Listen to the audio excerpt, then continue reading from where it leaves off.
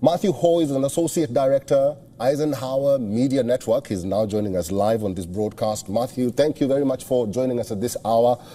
First of all, let me gauge what you think about Donald Trump's first speech.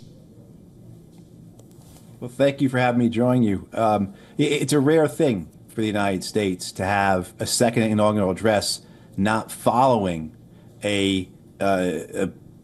an actual term of office. Mm-hmm.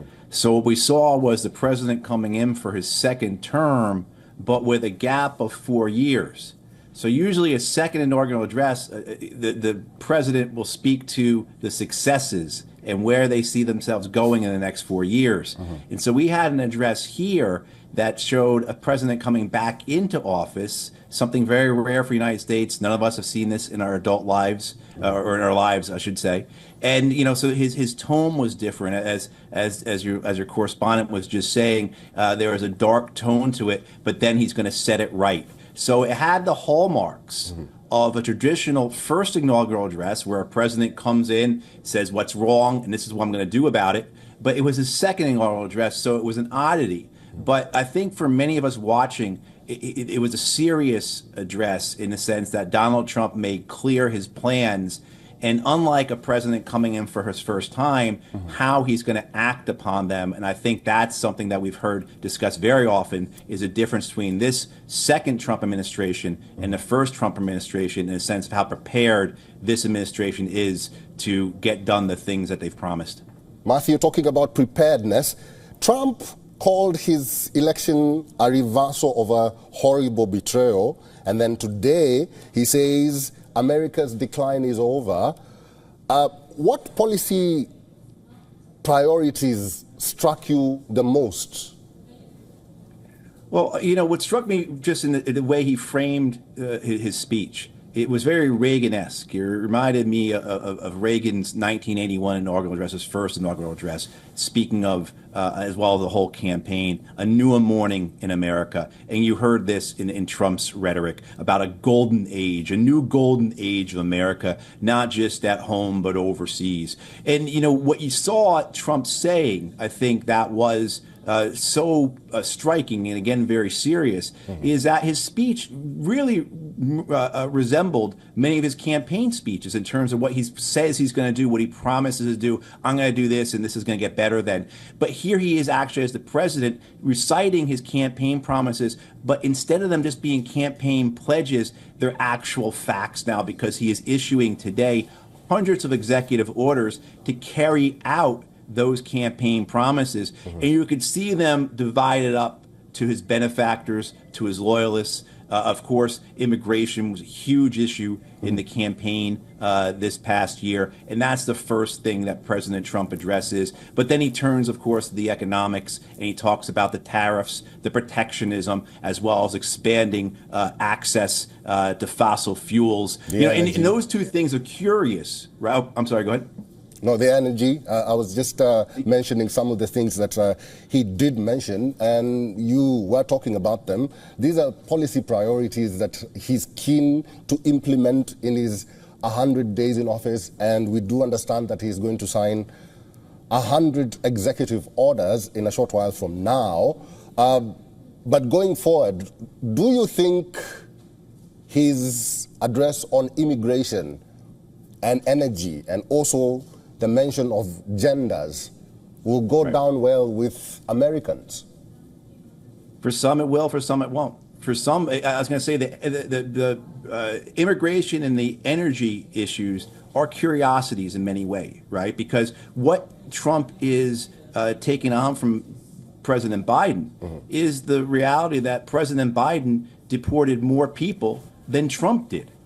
As well as with the energy, this notion that Trump is going to open up our energy policy to fix the way the Democrats had so rescinded it and clamped it down, when the reality is the United States has been the world's largest oil and gas producer the last 5 years. Every year, the Biden administration, you had record amounts of oil and gas being produced by the United States, world record amounts of oil. So it's you see the reality of what Trump is speaking against confronts not so well with the reality of what the Biden administration actually accomplished. So this idea that he's going to clamp down on immigration, and certainly he's going to do things differently than Biden. One of them, he pledges to designate the cartels in Mexico as foreign terrorist organizations. Right. And that's something that should be taken very seriously, because if you look and see who is staffing out Trump's government, you'll see his national security advisor, Michael Waltz.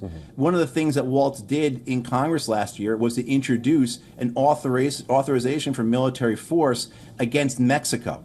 Right, so some of the things that he's bringing forward are very serious and have the consequences are dangerous, if you will. But certainly Trump spoke about being a peacemaker. He said his proudest legacy would be as a peacemaker and as a unifier. And there were some aspects of his speech where he did talk about peacemaking. And I think there is an aspect to him that wants to get deals done, right? That wants to negotiate. So he believes in diplomacy.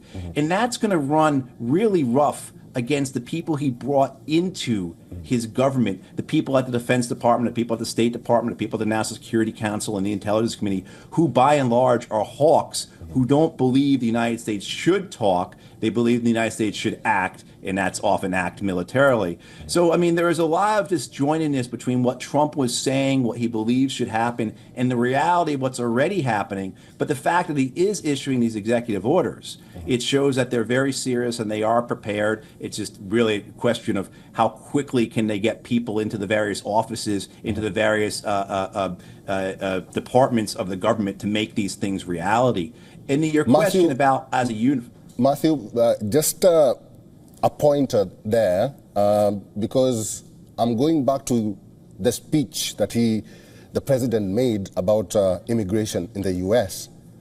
He says, and I'll quote him, that dangerous criminals, many from prisons and mental institutions, have illegally entered our country from all over the world. All over the world. Prisons, mental institutions. Do you think that is going to backfire on him? Well, I mean, that has been rhetoric that's been part of American political life since the earliest days. If you go back to the end of the 18th century, they didn't want the Irish and the Scots to come in because they were all degenerates and drunks and criminals, right? I mean, this has been, the demonization of immigrants has been an aspect that has been a part of the cloth of American politics forever. And Trump has seized upon that quite successfully. Where it could backfire, of course, is one, the backlash against human rights, backlash against how people are treated. Certainly the backlash against his first administration with the separation of children from their families, that provided a significant foundation to the movement against Trump that saw Joe Biden in 2020 get 81 million votes, right? I mean, that was certainly part of who Trump was as this person who is willing to inflict harm on our brothers and sisters who are migrants. So there is that aspect where that could politically backfire. But, you know, the issue of immigration has been deployed so successfully in the United States in the last several years that the Republicans see this as their priority. Whereas there are other issues that are affecting Americans, in many ways. Certainly, Trump didn't speak today about how he's going to help Americans economically. We know that if we produce more oil and gas, it gets sent overseas. It's not used here to bring down gas prices. Tariffs and other protective measures against imports will exasperate quality of life and cost of living issues for American families. So, you look at what Trump was saying today, the executive orders he's carrying out, they're certainly geared towards his benefactors, his donors, and of course the base of his support. But overall, will they improve the lives of Americans? It doesn't, based upon his first term, it doesn't seem it's going to work that way. Matthew, let me pick your brain on something. The tech billionaires attended the inauguration ceremony of Donald Trump. There are some people who view this as a message that Trump is trying to send to Americans or to the rest of the world.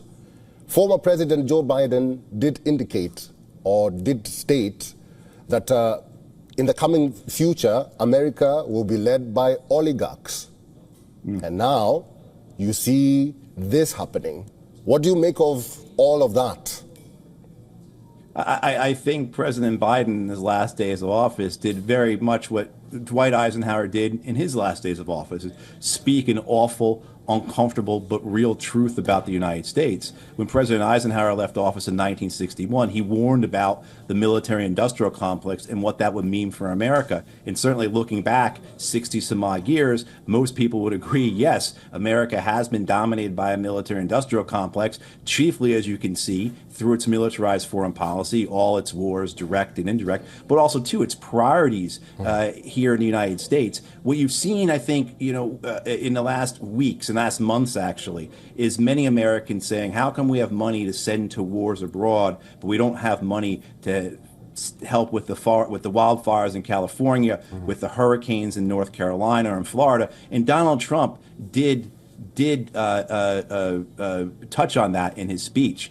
Now, the presence of these tech titans, these oligarchs, in Trump's cabinet, now that could cause some friction as well. That could cause some dissonance as well within Trump and his circles, because their priorities may not be what Trump is looking to achieve. Right. So certainly if you look at someone like Elon Musk, and the idea that Donald Trump is going to institute 60% tariffs on China and engage in another trade war with China, which of course was disastrous for the U.S., particularly for our agriculture sector and for Trump's first administration. But the idea that Elon Musk is going to be okay with Trump carrying out this trade war, this economic war with China, that doesn't make sense, because so much of Musk's business, so much of his fortune is now bound up in China. Trump did throw Musk a bone, of course, when he talked about going to Mars. Another aspect of Musk's fortune, of course, comes from SpaceX and his contracts with the American military and space community with NASA. But you see where this conflict can come within Trump's circles, whether it be his foreign policy team that may not want to pursue diplomacy, may not want to get deals or negotiate like Trump does, as well as his economic side, where their fortunes, their business, that runs counter to Trump's desire to enact a trade war, not just with China, but all throughout Latin America. He's threatened to do so against the Europeans. Anyone who displeases him, he throws out these threats of tariffs. And of course, again, for these men, these billionaires, that's not anything they want to even consider happening. Matthew, as we wind this up, quickly, the Trump 2.0 has officially begun. How do you predict the next 4 years will look like? I think it's going to be similar, I think, to where we saw in the first Trump administration, people coming in and out of office, that Trump will tolerate some, will not tolerate others. We'll see turnover in the cabinet like we saw in his first administration, as well as I think this time around we're going to see there was disagreements and issues between Trump and the Republican Congress in his first administration. And I think that is going to come to be a heavier factor in this administration as well. So I think, like the first administration, you're going to see lots of rifts, lots of chaos, if you will. And hopefully for those of us who don't support Donald Trump's agenda, that will mean that not much of his agenda will actually be accomplished. All right, it's interesting that you say that because in the coming days and coming months, it will be a different story for very many people because they think Trump has changed. Oh, by the way, has he? No, I don't think so. I think Donald Trump, I grew up outside New York City. I've known Donald Trump my entire life. I was born in 1973, so I've been aware of him for a very, very long time. Now, I think he's still the person he always has. His ego is the most important thing. And so then when we hear things about him, understanding who he is, we should realize the possibilities of that. So when we hear conversations about how Donald Trump wants to strike a grand bargain in the Middle East to win a Nobel Peace Prize, that's very serious, I think. So I think our knowledge of who Trump is, it can be utilized to maybe pressure him or apply leverage or try and convince him to move in a way that would benefit him, that in turn would benefit the interests of Americans. Right now, the people he has in government are not focused that way, and I think there's going to be problems within his government, just like there were in the first administration. All right, I've been talking to Matthew Ho. He's an Associate Director, Eisenhower Media Network. Mr. Matthew, thank you very much for your time and for talking to us on WION World is One. Thank you for having me on. So this is still live because we're expecting 3 balls to happen tonight in the United States. It's a celebration ball that will happen tonight. And we do understand that the president is currently hosting a luncheon inside the Capitol Hill where he's dining with some of his supporters and allies. The inaugural balls that I'm talking about are the Liberty Ball, the Commander-in-Chief Ball, and the Union Station Ball. These are significant balls or events that usually happen after an inauguration ceremony of a U.S. president. So we'll be keeping our eyes on that right here on WION World is One. And we do understand that Trump has announced multiple hardline executive actions on day one after taking oath as the 47th president of the U.S.